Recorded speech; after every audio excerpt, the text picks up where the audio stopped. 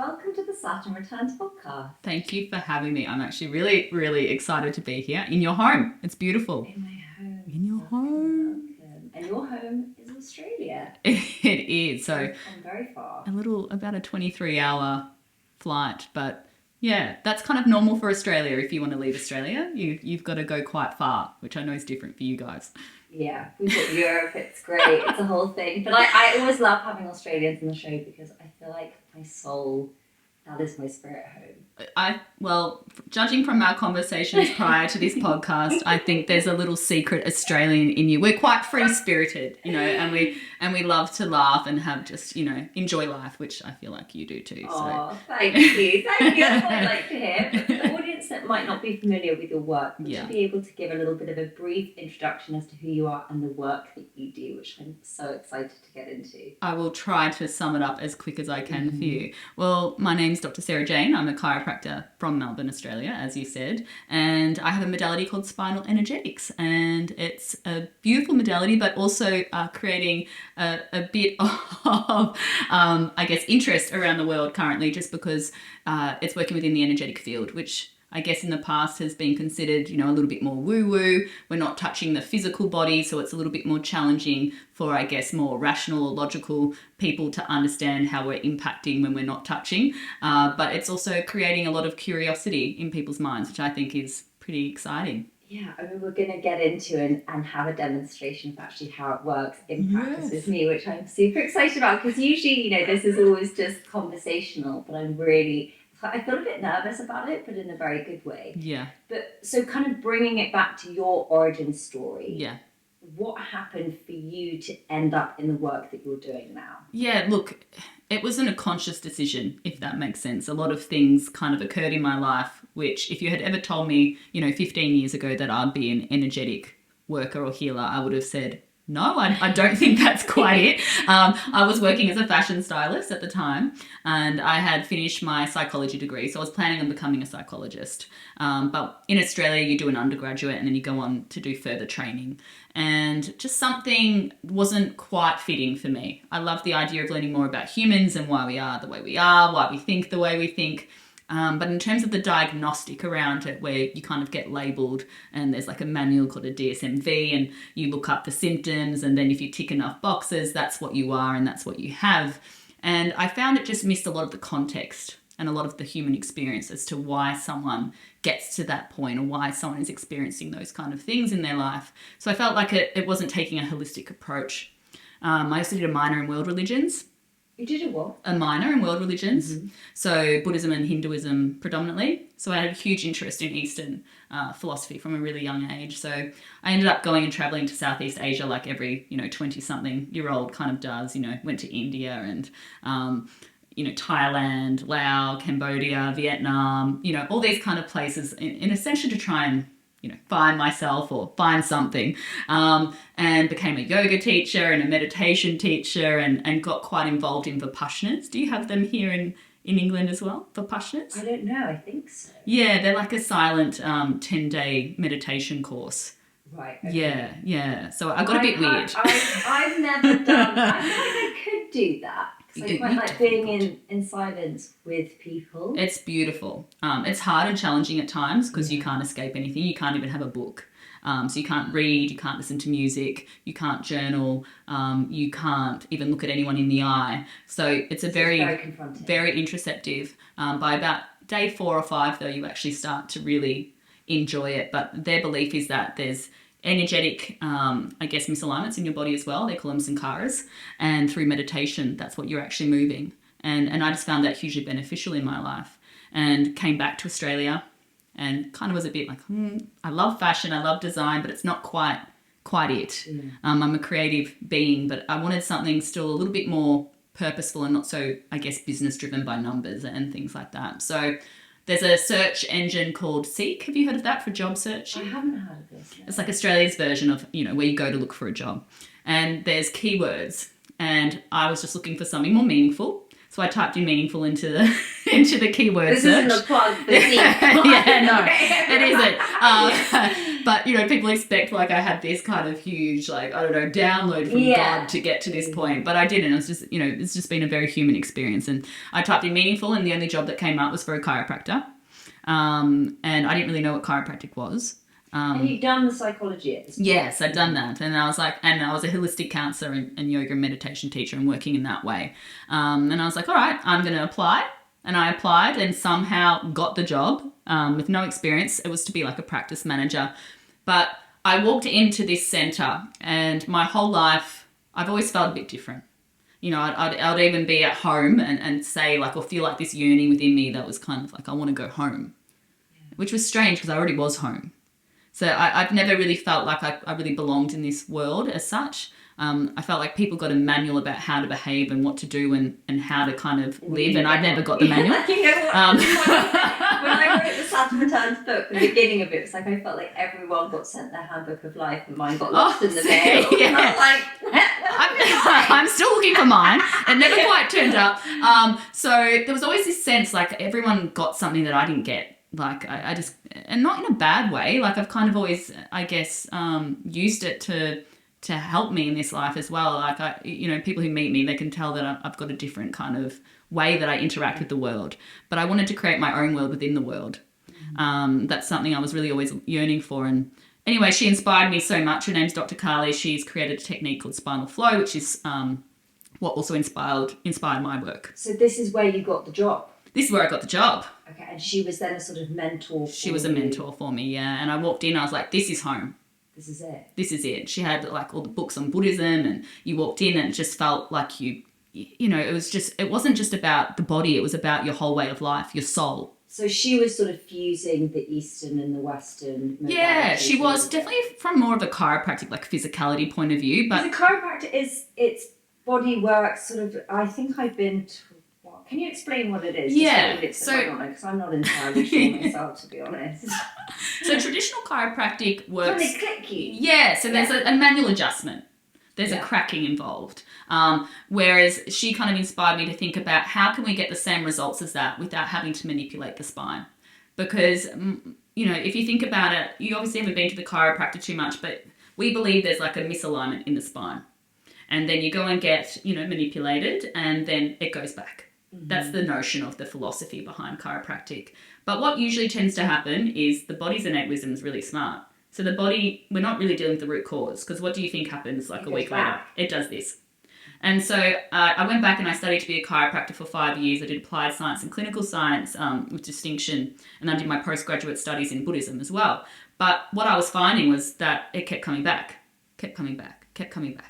And so I wanted to work directly with the innate intelligence, and how we do that is through the energetic field. So with spinal, if it's gone this way, we actually access it through the field, which has the root causation. Maybe it's an emotional reason, and that's the emotional layer that we work with in the field. Maybe it's a mental reason. Maybe it's a spiritual reason. Maybe it's a physical reason. And what we do is we find connection within the disconnection in the field itself, and we access through there. And the movements that you see in the video is actually people maneuvering to actually align themselves. And you can hear cracking sometimes spontaneously through the body. How do you do that? How do you do it? How do you do it? How do I do it? Look, everyone's got the ability to do it. I'd like to say I'm special. We all are special, but because it does look like sort of witchy stuff going on, and that's probably why it's because. And I mean, the nature of this podcast is all over this kind of thing. So for me, this is heaven to have you on. But I'm sure to some people looking at it, it almost looks like there's a possession or an exorcism going on. Yeah, well, essentially, in the West, the only time we've ever seen movement like that in our media is through things where that's occurring. Yeah. Whereas people in the East, for example, or even in India, if they were to see the work, and when I go there and do it, no one even questions or even they don't think it looks strange. They already have an awareness of energy, and they already have the awareness that the body can move through it. And they already have, I guess, an honouring of that system that maybe we just haven't quite worked out here in the West. So as soon as we see something where someone looks like they're out of control of their body, we think it's bad, or we think that it's something to be fearful of. Also, do you get a lot of that kind of... not from... online? Not as much as you would think. Occasionally, yes, but usually from people who come from, more of a very close-minded kind of way of thinking. And my job's not to change their mind. The work is there for people who want to see it. And we do occasionally get skeptics who come in. And what I love about spinal as well is it's so tangible, so you can't deny it. So it really changes their whole belief system because they feel it. You know, in other energetic techniques like Reiki, for example, I'm a Reiki master, and that was another way I got interested in this work. I basically did as many modalities as you could think of and created like almost a merging of the best parts that worked for me in my personal journey. So we use the energetic centers from Reiki, but usually when people go get a session like that, they feel calm after, or they might have fallen asleep, or it's more subtle. More subtle. And so here we're working with a pretty tangible experience that you really can't deny. And if you didn't believe in energy before, you definitely will after. You will after. Yeah. So in terms of what it actually does for the individual, Yeah. can we get into some of Like what the benefits are? what the benefits, and also if you are able to explain like how you kind of move from the chiropractic world into this, because obviously you're not physically touching people, or if you are, it's very, very minor, very light. Mm-hmm. but they're having these huge physical responses, Yes. and their whole systems are moving in a way that they wouldn't ordinarily move. Correct. Well, there's this idea that to impact more, you have to touch the density more. And that's our first misconception. All right. So in chiropractic, there's certain techniques. There's one called network spinal, where they work on the sacrum and the cervical spine. And that's basically your pelvis and your neck. And the reason they work there is there's these tissues there called the meninges. And the meninges are these white fatty tissues, and they're basically the whole communicator for the nervous system, so between the spine and the brain. And what happens is you can make a very light touch with a huge impact because there's more meninges in those areas. And that's kind of where I first got the idea of it. But essentially, if the meninges are there in the physicality, they have to exist in the field as well. So that's why we work off the body as well. It's a misconception that this is where we end. We don't end here. You know, and that's science. You know, if you look down in terms of this chair existing, there's science that suggests it literally isn't there, and it is energy. So there's a lot of science that supports it, so to speak, but not specifically for these kind of modalities. But there was other things that I had experienced, something called Bowen therapy, where they work really lightly on the tissue. So we actually tissue pull to kind of connect to those tissues initially. And we're finding tension patterns in the spine. So what we're looking for is tension patterns which could have stored metaphysical things. It could have stored emotional things. The root causation as to why the tension has been created. And a lot of the time, especially in our society, it's stress related or emotional related, and they haven't actually had a physical injury, so to speak, to create that kind of tension. And this makes sense. So if people go out and go get a massage, for example, they feel good for a couple of days, but then the body starts to tense up again. And that's because we're not actually working with the reason as to why the muscle is creating that tension in the first place. So kind of going back to what you previously mentioned about even if you go to a chiropractor and they sort of realign you and it will go back, it's because the emotional, the spiritual component is still misaligned. Correct. And therefore the body will misalign to kind of stay in that space. Exactly, and you're only working with the physicality. Mm-hmm. So that's a very limited way to work. Whereas you're working with the energy. We're working with the field. Yeah. The field. Yeah. And so within that, because people have these, you know, huge breakthroughs during these sessions. Yeah. What's the sort of because I think we're becoming a lot more aware that everything is stored in the body and a lot of trauma. Mm-hmm. So in terms of when that comes up, if you're sort of feeling that in someone's body and it's a lot for them to release. Yeah. How do you kind of manage holding that space for what's going to come through? Because obviously it's, you know, it might be 10 years of therapy in one session. We have been told that before. Yeah. So this isn't a bypassing work. You really do have to, sometimes you're in the trenches in terms of the experience of the session. You know, it's not always blissful, so to speak. Okay, but you have to think about it. If the body hasn't been able to integrate something that's occurred in your life, whatever it might be, there's a reason for it. And it's usually because it's painful and emotionally painful more so than anything. So, you know, there has to be an understanding of duality. If that emotional pain is there, then you've got the ability for the bliss too, but you can't bypass it. And we don't want people to bypass it. We want people to actually have those divided parts actually come together within them. And how do we do this? We do this with the field. And it's hard for people to kind of make sense of how something, when you're not touching someone, can create such a response.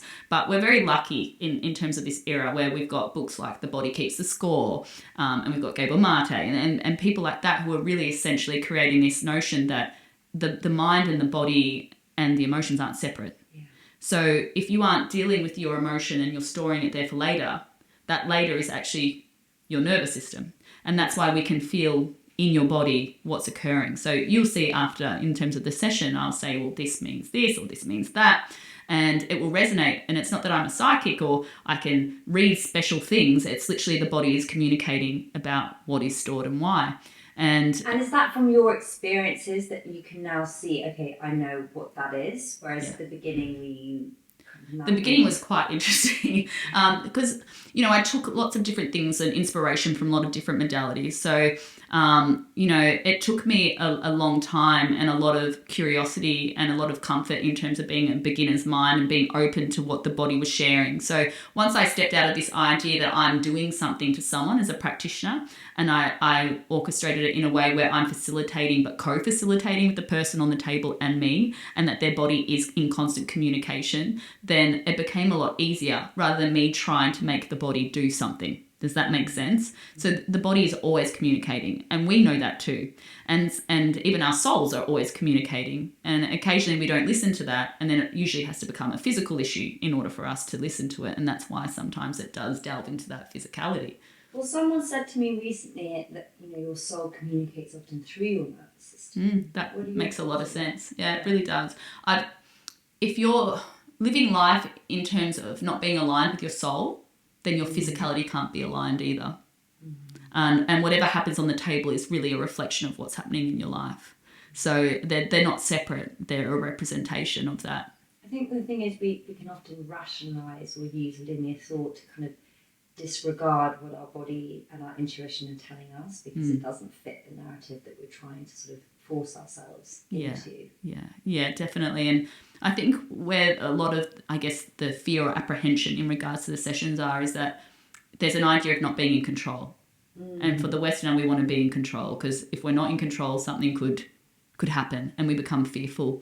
But once you create an environment where they can relinquish that, and they realise that there's safety and this idea of unconditional love in the field, then that's really where the work starts. Yeah. But also, I guess it's not only a thing; it's a shattering of identity and belief systems that can occur because it's such a 100%. It's such a physical experience that's spiritual. Yeah, it really is, and it's perception changing. Yeah. So a lot of what we've gone through life, it's not necessarily the experience; it's our beliefs around the experience.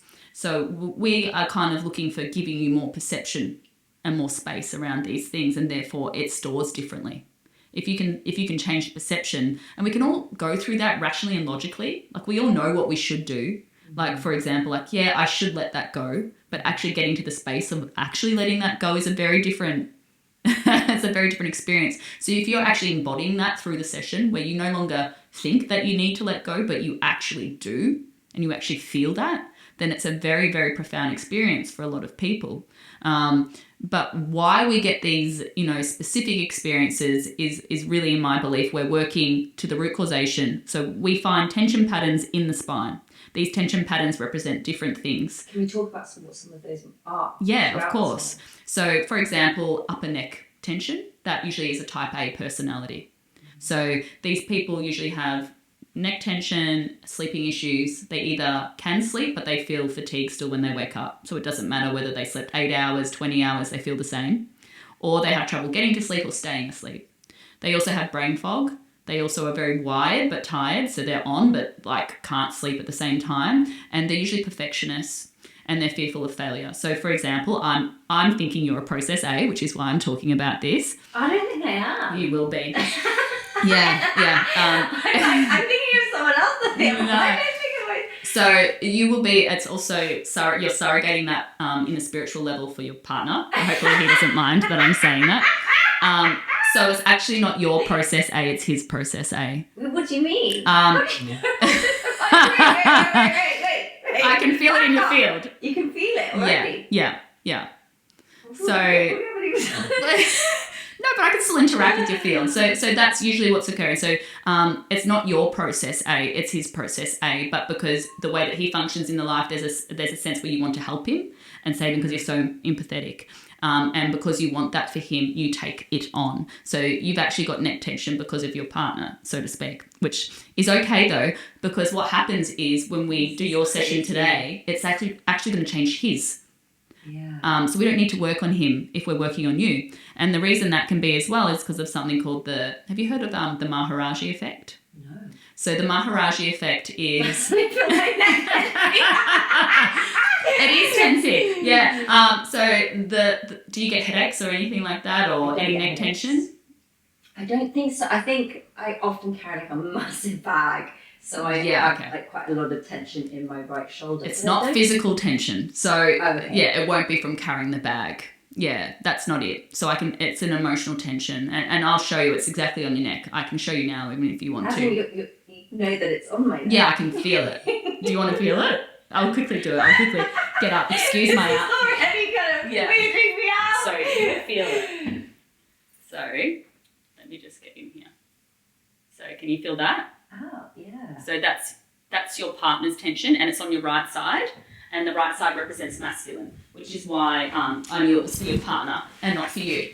So you're holding his. So did you feel the tension in there in the upper neck? Yeah. So we'll work with that later today, and you'll be able to think so much more clearer. You'll be able to have more creativity because it feels like that's kind of stopped for you. Yeah. So it's blowing my mind.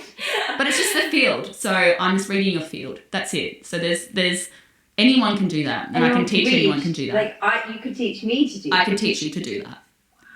Yeah. So I just worked in it so much that I can sense the tone. It's almost like piano playing. So I'm a piano player. Piano player. Not a great one, so I don't want to say pianist. But you can tell when you're on C, when you hear C. So it's like that same kind of thing. I can feel the tone of what a process From your experiences, you're like, okay, I know what this is. Yeah, that is. But I knew it wasn't yours. But it's storing in you. Okay, that's it. Kara, So the Maharaji effect. So basically what they were doing is they were sending really experienced meditators into high criminal rate areas.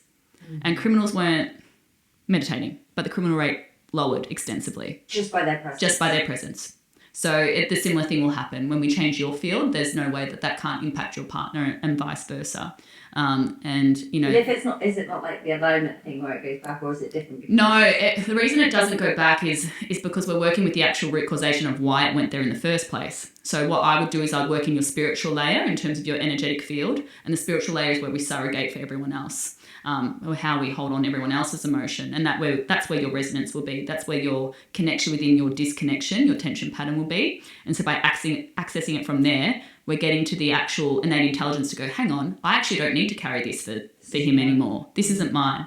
I can let this go. I've got the safety, and looking after him isn't my job, or whatever. And it's not as conscious as that. It's working with the unconscious, because, you know, we're only working 5% conscious level most of the time anyway. So we want to work with the unconscious. And again, this won't be going through your head when we're doing the session. And is it even, obviously we're having a conversation about it, yeah. But when you do these sessions, is any of the stuff brought up and discussed, or is it just, you just... Sometimes I will verbalise it if I feel it's necessary for the person to be able to, you know, shift, or I think it will be optimal for them. But a lot of the time I choose not to verbalise. Mm-hmm. Is it necessary to do certain follow-up things to avoid kind of going back?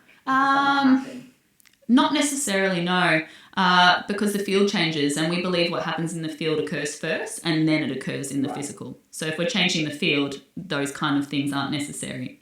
Okay. And what are some of the other notes, so to speak, that are quite common? Yeah, look, we teach 6 predominant, you know, common tension patterns within people. Okay, so another one can be in the pelvis. And that happens a lot with people who feel like they have lower back pain, or maybe sciatica, which is like the nerve root that goes through the pelvis, could be inflamed.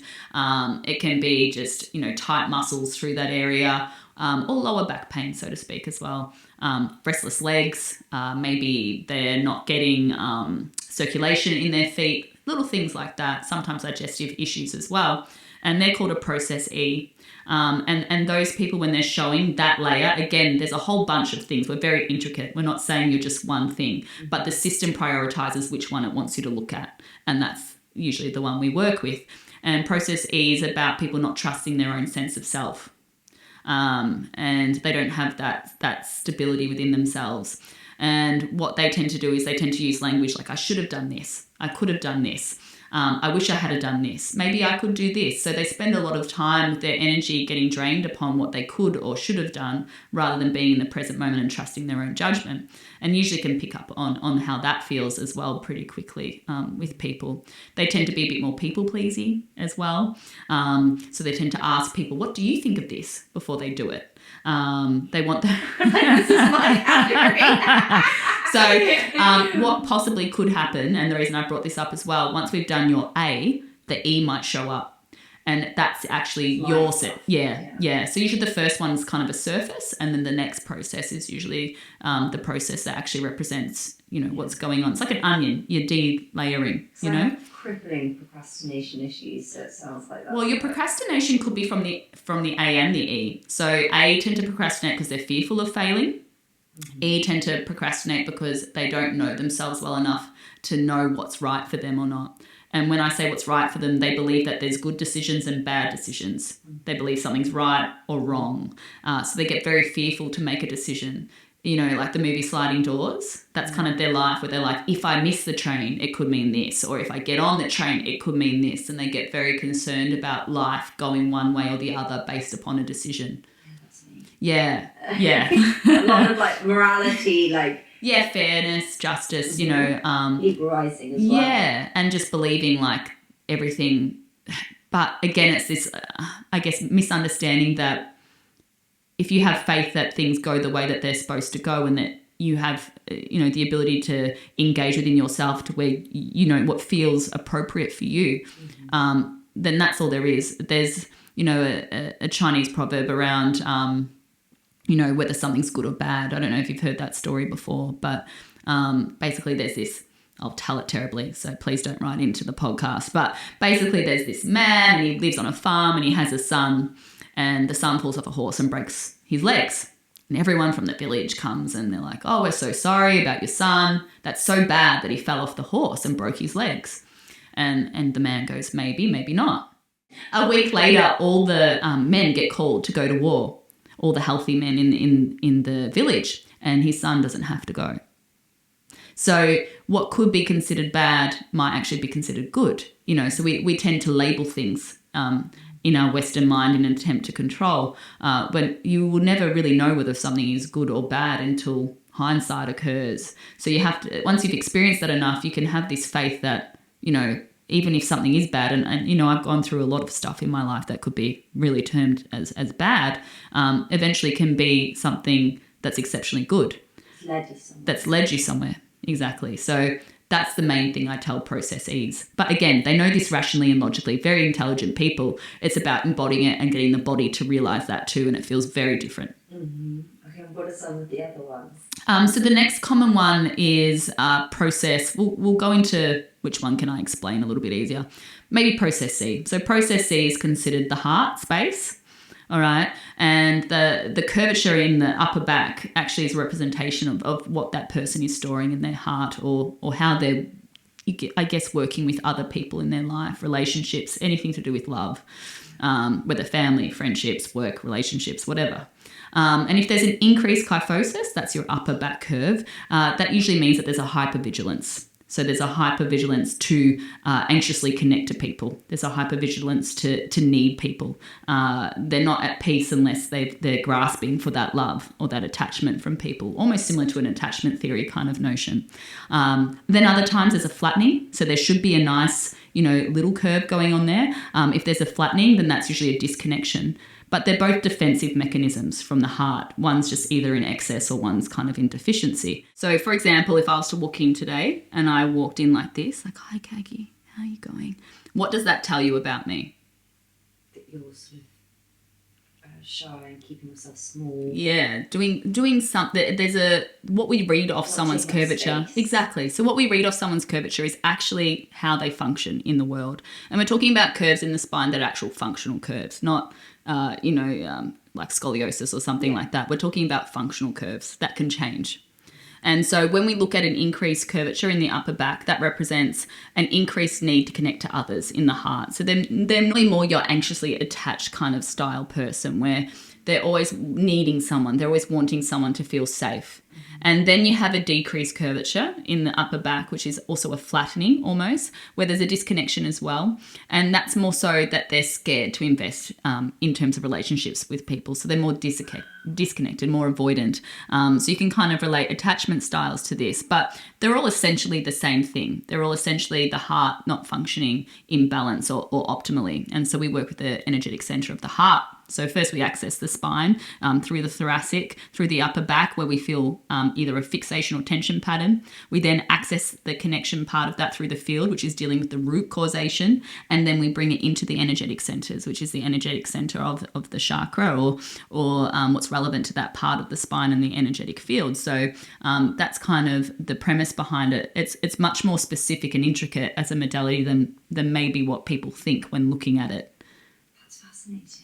Yeah. The next thing that I really, really wanted to ask you about and how these two things interlink, whether they are one of the same. Yeah. Because of an experience that I had that completely blew my mind, and that was a Kundalini activation. Yeah. So I had an involuntary one in that I didn't know what was happening. I was about to ask you whether it was involuntary or not. Yeah. And I haven't spoken about it before because I realise it makes me sound quite mad. Or to certain people that I have spoken to about it, they didn't understand it. And then eventually I was led to Kundalini and this kind of root chakra work.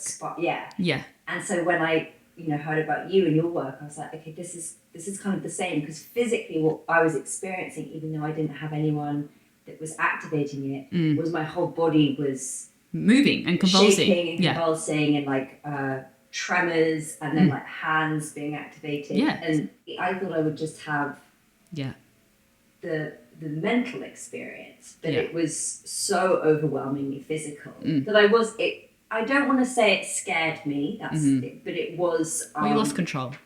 And it was just shattering in terms of everything that I thought I knew. Just sort of disappeared, because everything becomes nothing and everything at the same time. Yeah. And that's essentially what people feel on the table. So how are these two sort of connected? Are they one of the same? Or? They're one of the same in a certain way. And would you be able to explain Kundalini awakening? Yeah, I'll talk about the differences. So for example, with psilocybin, what you're actually doing is you're changing your state of consciousness. With Spinal Energetics, we're essentially changing your state of consciousness. So that's why you have a similar possible experience.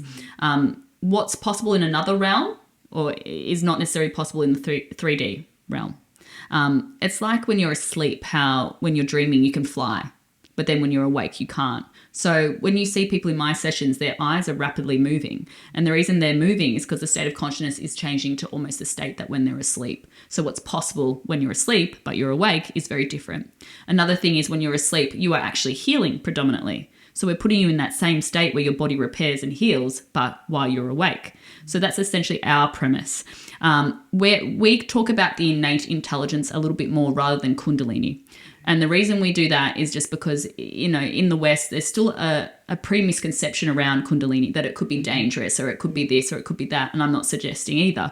But it was a way that we could... It alienates people. Yeah, it was a way that we could get people to access the work more. But it's the same energy. I believe it's Kundalini, prana, chi. What we're referring to is life force. And that's, I believe, the energy that we're working with. So if we were to do a spinal energetic session on a dead person, nothing's going to occur because they've got no life force. They've got no energy. And so that's essentially what we are working with. And in a spontaneous Kundalini awakening, your body is actually connected to that state of consciousness and that energetic field to create involuntary movements. And not involuntary movements just deemed to your physical body, but they're movements that are in relation to your spirituality as who you are as a person. And just like you said, what matters to you before and what matters to you after are very, very different. You almost start to see the world from a completely different lens. The way you interact with the world is completely different. And it's very similar to a session, say, with spinal. Now, with Kundalini activation, the way they work and access it is just different. So they access it predominantly through the energetic centers. Whereas we're accessing it through a bit of the physicality, through the spine, as well as the energetic centers. So we're kind of a bridge in the middle.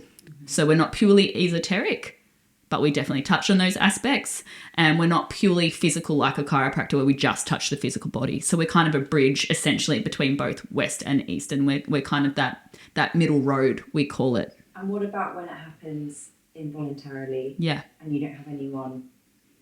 holding it? So I don't believe it's bad.